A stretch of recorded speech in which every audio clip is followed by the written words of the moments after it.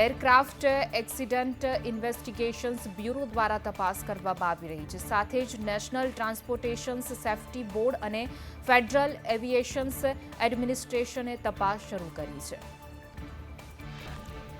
વિમાન પ્લેન દુર્ઘટનામાં 4 ઇન્ટર્ન ડોક્ટર્સના મૃત્યુ થયા હતા. હોસ્ટેલની મેસમાં જમી રહ્યા હતા ત્યારે વિમાન તૂટી પડતા મોત થયા હતા. સમગ્ર ઘટનામાં 20 તબીબ ઇજાગ્રસ્ત થયા. વિમાન દુર્ઘટનામાં ઇજાગ્રસ્ત 11 ઇન્ટર્ન ડોક્ટર્સ સાજા થતા ડિસ્ચાર્જ કરાયા છે. સુપર સ્પેશિયલ વિભાગના ડોક્ટરના પત્ની ઇજાગ્રસ્ત થયા છે. તબીબના પત્નીની તબિયત હાલ સુધારા પર. પ્લેન ક્રેશના સતત ત્રીજા દિવસે મળ્યા મૃતદેહ એર હોસ્ટેસનો હોવાની આશંકા છે. ડોક્ટર મેસમાં થાબા પરથી મળી આવ્યો મૃતદેહ. વિમાનના ટેઇલ એન્ડના ભાગમાંથી મળ્યો છે મૃતદેહ મહિલાનો હોવાની આશંકા. એર ઇન્ડિયાના વધુ એક વિમાનના એન્જિનમાં ખામી સર્જાઈ. એર ઇન્ડિયા એક્સપ્રેસના બોઇંગ 737 મેક્સ 8 પ્લેનમાં ખામી સર્જાતા બેંકોક સુરત ફ્લાઇટના 190 પ્રવાસી રજડી પડ્યા.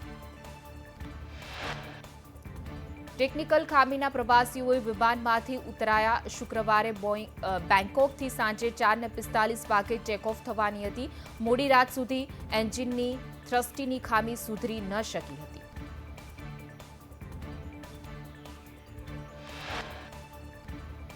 હજુ સુધી વિજય રૂપાણીના ડીએનએ મેચ થયા નથી. ડેડબોડીના ડીએનએ મેચ કરવાની પ્રક્રિયા ચાલી રહી છે, જેમાં રૂપાણી પરિવાર ડીએનએ મેચ થવાની રાહ જોઈ રહ્યો છે. વિજય રૂપાણીના બહેનના ડીએનએ સેમ્પલ લેવાયા છે. ડીએનએ મેચ થયા બાદ વિજય રૂપાણીની ડેડબોડી પરિવારજનોને સોંપાશે. જરૂર પડે તો વિજયભાઈના પુત્ર ઋષભના ડીએનએ સેમ્પલ લેવાશે. વિજયભાઈના પુત્ર ઋષભ અમેરિકાથી અમદાવાદ પરત ફર્યા છે. ઋષભ રૂપાણી ગાંધીનગર નિવાસસ્થાને પહોંચ્યા. ડીએનએ રિપોર્ટ બાદ મૃતદેહ રાજકોટ લઈ જવાશે. વિજય રૂપાણીની અંતિમ યાત્રા રાજકોટમાં નીકળશે. પૂર્વ મુખ્યમંત્રી વિજય રૂપાણીનું નિધન થતાં આરોગ્ય અને સહકાર મંત્રી ઋષિકેશ પટેલે વિજય રૂપાણી નિવાસસ્થાને પહોંચ્યા હતા. પરિવારને મળીને સાંત્વના પાઠવી. પૂર્વ મુખ્યમંત્રી વિજય રૂપાણીના નિધન પર આરોગ્ય મંત્રી ઋષિકેશ પટેલે દુઃખ વ્યક્ત કર્યું છે. કહ્યું કે ભાજપ અને ગુજરાતે સમાજ સેવી ગુમાવ્યા છે. વિજયભાઈએ વિદ્યાર્થી કાળથી સંઘર્ષ કર્યો છે. કાયમ એમનું આશ્વાસન મળતું રહ્યું છે. વિજય રૂપાણીને શ્રદ્ધાંજલિ આપવા રાજકોટ આજે અડધો દિવસ બંધ પાડ્યું છે. ચેમ્બર ઓફ કોમર્સ દ્વારા અડધો દિવસ ધંધા રોજગાર બંધનું એલાન અપાયું. રાજકોટ શહેરની 650થી પણ વધારે શાળાઓ પણ આજે બંધ. શૈક્ષણિક કાર્ય બંધ રાખી વિજયભાઈને શ્રદ્ધાંજલિ પાઠવવામાં આવી. મોટાભાગની ખાનગી શાળાઓ બંધ રહી. પ્લેન ક્રેશ દુર્ઘટનાના મૃતદેહો કોલ્ડ સ્ટોરેજમાં રાખવામાં આવ્યા છે. કોલ્ડ સ્ટોરેજની બહાર ચુસ્ત પોલીસ બંદોબસ્ત ગોઠવાયો છે. પોલીસ અધિકારીઓ પીએમ રૂમની બહાર ખડે પગે. કોલ્ડ સ્ટોરેજ પાસે કોઈપણ વ્યક્તિની અવરજવર પર પ્રતિબંધ લગાવવામાં આવ્યો છે. ડીએનએ રિપોર્ટ આપ્યા બાદ પરિવારજનોને બોલાવાશે. 250થી પણ વધુ કોફિનમાં મૃતદેહ મૂકવામાં આવ્યા છે.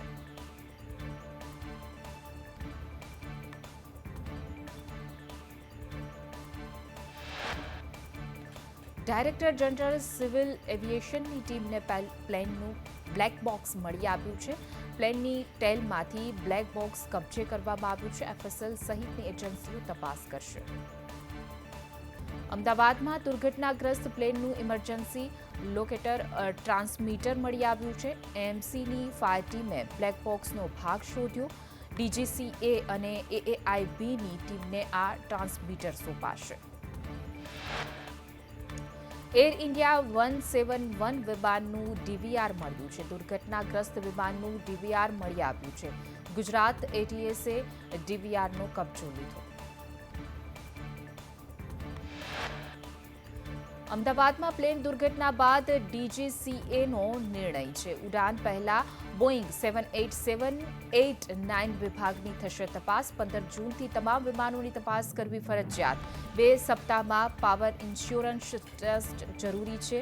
ફ્યુઅલ પેરામીટર, હાઇડ્રોલિક સિસ્ટમની પણ તપાસ થશે.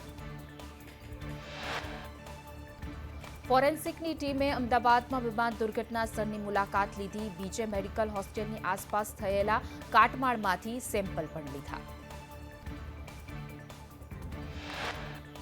અમદાવાદમાં પ્લેન ક્રેશ બાદ તપાસનો ધમધમાટ શરૂ. એફએસએલ, એઆઈ સહિતની ટીમો કરી રહી છે તપાસ. ડોક્ટર હોસ્ટેલમાં પણ ડોગ સ્ક્વોડ દ્વારા તપાસ કરવામાં આવી. દુર્ઘટનાગ્રસ્ત વિમાનના પાર્ટ્સ તપાસ માટે કબજે કરાયા. એર ઇન્ડિયાના એમડી અને સીઈઓ કેમ્પબેલ વિલ્સન દુર્ઘટના સ્થળે પહોંચ્યા હતા. પ્લેન ક્રેશ પાછળના કારણોની કેમ્પબેલ સમીક્ષા કરશે. એર ઇન્ડિયાની ટીમ ગઈકાલથી જ તપાસમાં જોડાઈ છે. અમદાવાદમાં પ્લેન ક્રેશ અંગે બીજે મેડિકલમાં તબીબી અભ્યાસ કરવા બનાસકાંઠાના દ્વિજેશ મોરે હકીકત વર્ણવી છે. મોરેએ કહ્યું કે અમને લાગ્યું ભૂકંપ અથવા એર સ્ટ્રાઇક હોઈ શકે છે. દ્વિજેશ મોરે કહ્યું કે અમે બહાર આવ્યા એટલે બિલ્ડિંગ પર પ્લેન જોયું. ઉપરના માળે 2 વિદ્યાર્થી મોતને ભેટ્યા. ખૂબ ખરાબ સ્થિતિ હતી. ભગવાને અમને બચાવ્યા. દુર્ઘટનાગ્રસ્ત બોયઝ હોસ્ટેલમાં કામ કરનાર મહિલાએ આપવીતી વર્ણવી. મીનાબેને કહ્યું કે અમે કામ પતાવી ઘરે જવાની તૈયારી કરતા હતા. અચાનક જ બ્લાસ્ટ થયો હોય તેવો અવાજ આવ્યો. મીનાબેને કહ્યું કે અમારી સાથે 40 જેટલા સ્ટુડન્ટ અને 15 મહિલાઓ હતી. લોકો પોતાના જીવ બચાવવા ભાગદોડ કરતા હતા. અમને બારીમાંથી સ્ટુડન્ટોએ હાથ પકડી નીચે ઉતાર્યા. મીનાબેન પટેલને પગના ભાગે ઈજા પહોંચી હતી. પ્લેનની સ્થિતિને લઈને લંડનથી અમદાવાદ આવેલા હિનાબેન કાલરિયાનું નિવેદન સામે આવ્યું. કહ્યું કે ફ્લાઇટમાં પહેલાથી જ ખામી હોવાનું હિનાબેનનો આક્ષેપ છે. ફ્લાઇટ ઉપડી ત્યારથી પ્લેનનું એસી બંધ હતું. અમદાવાદ લેન્ડ થયું ત્યારે ખડખડ અવાજ આવતો હતો. મુંબઈના આકાશ વત્સાએ ફ્લાઇટને લઈને નિવેદન કર્યું છે. કહ્યું કે દુર્ઘટના પહેલા જ આ ફ્લાઇટમાં અમદાવાદ આવ્યો હતો. ફ્લાઇટમાં કોઈ પણ સુવિધા ન હતી. તમામ સાધનો ખડખડ હાલતમાં હતા. એસી સહિતના સાધનો કામ કરી રહ્યા ન હતા. વિમાન દુર્ઘટના અંગે પ્રવાસી પોરસ પટેલે આક્ષેપ લગાવ્યા છે. કહ્યું કે 20 મેના રોજ અમદાવાદથી લંડન જતી વખતે ટેકનિકલ ક્ષતિને કારણે ફ્લાઇટ 2 કલાક ડીલે થઈ હતી. બાળકીને બચાવવા કેરટેકર પહેલા માળેથી કૂદી. અમદાવાદ બીજે મેડિકલ કોલેજના હોસ્ટેલની ઘટના. પ્લેન ક્રેશ થતાં 2 વર્ષની દીકરીને બચાવાઈ. માસૂમનો જીવ બચ્યો પણ હાલ સારવાર હેઠળ. બીજે મેડિકલ કોલેજના વિદ્યાર્થીઓ વતન પહોંચ્યા. દાહોદના એમબીબીએસના 8 વિદ્યાર્થીઓ વતન પહોંચ્યા. વાલીઓ પોતાના પુત્રને મળીને ભાવુક થયા. ખોટા મેસેજ ન ફેલાવવા સાંસદની લોકોને અપીલ છે. હેમાંગ જોશીએ કહ્યું કે સ્વજનના દેહ જલ્દી મળે તેવા પ્રયત્ન થઈ રહ્યા છે. મોટી દુર્ઘટનાથી સીએમ અને પીએમ ચિંતિત છે. કેન્દ્ર સરકાર ઘટનાની સમીક્ષા કરી રહી છે. અમદાવાદ સિવિલ હોસ્પિટલમાં અત્યાર સુધી 216 ડીએનએ સેમ્પલ લેવામાં આવ્યા. મૃતદેહોની ઓળખ માટે લેવાઈ રહ્યા છે ડીએનએ સેમ્પલ. બીજે મેડિકલના કસોટી ભવનમાં પણ ડીએનએ સેમ્પલની કામગીરી. અમદાવાદમાં પ્લેન ક્રેશના મૃતદેહોની ઓળખ બાદ પરિવારના લોકોને સોંપાયા. સિવિલ હોસ્પિટલમાંથી 5 મૃતદેહ પરિવારજનોને સોંપાયા છે. બીજા મૃતદેહો સોંપવાની કામગીરી ચાલી રહી છે. આરોગ્ય મંત્રી ઋષિકેશ પટેલની સિવિલ હોસ્પિટલમાં બેઠક. મંત્રી જગદીશ વિશ્વકર્મા, મંત્રી બળવંતસિંહ રાજપૂત અને સિવિલ હોસ્પિટલના ઉચ્ચ અધિકારીઓ સાથે બેઠક કરી.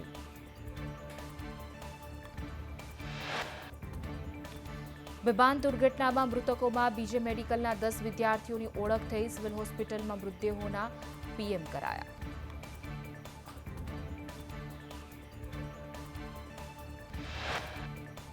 અતુલ્ય હોસ્ટેલમાં વિમાન અથડાયું હોવાથી ડોક્ટરમાં ભય છે. કેટલાક ડોક્ટર્સ ગુમ હોવાનો દાવો. કેટલાક મિત્રો કોલેજમાં હોવાથી બચાવ થયો છે. કોલેજમાંથી સામાન લઈ ડોક્ટર્સ ઘરે જવા નીકળ્યા.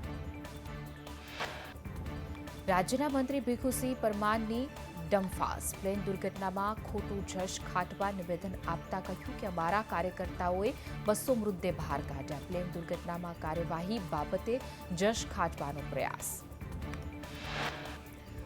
વડોદરાના માંજલપુરમાં ધનલક્ષ્મી કોમ્પ્લેક્સના રહીશોએ હોબાળો કર્યો. પ્લેન ક્રેશમાં કલ્પનાબેન પ્રજાપતિનું મૃત્યુ થયું છે. પાર્કિંગની સમસ્યાને લઈને મૃતકના સગા અને સોસાયટીના રહીશો વચ્ચે બબાલ થઈ. ધનલક્ષ્મી કોમ્પ્લેક્સમાં પાર્કિંગની વ્યવસ્થા ન હોવાથી બબાલ. ધનલક્ષ્મી કોમ્પ્લેક્સના રહીશોએ આક્ષેપ લગાવ્યો કે યુવાનો મોડી રાત સુધી અઢીંકો જમાવી બેસે છે. એમ્બ્યુલન્સ જઈ શકે તેટલી પણ જગ્યા નથી. જામનગરના બચુનગરમાં મેગા ડિમોલેશનની કામગીરી હાથ ધરાઈ. રંગમતી નદીના પટમાં 295 ગેરકાયદે દબાણો દૂર કરાયા. કાચા પાકા મકાનો દૂર કરવાની કાર્યવાહી કરાઈ. કાર્યવાહીમાં પોલીસ, મનપા અને ફાયરનો સ્ટાફ જોડાયો. સુરતની વીર નર્મદ દક્ષિણ ગુજરાત યુનિવર્સિટીમાં દેશનું પ્રથમ ભાષાઓનું સંશોધન કેન્દ્ર બનશે. ગુજરાતી વિભાગે સંશોધન કેન્દ્ર ચાલુ કરવા એક્ઝિક્યુટિવ કાઉન્સિલરની બેઠકમાં રજૂઆત કરી હતી.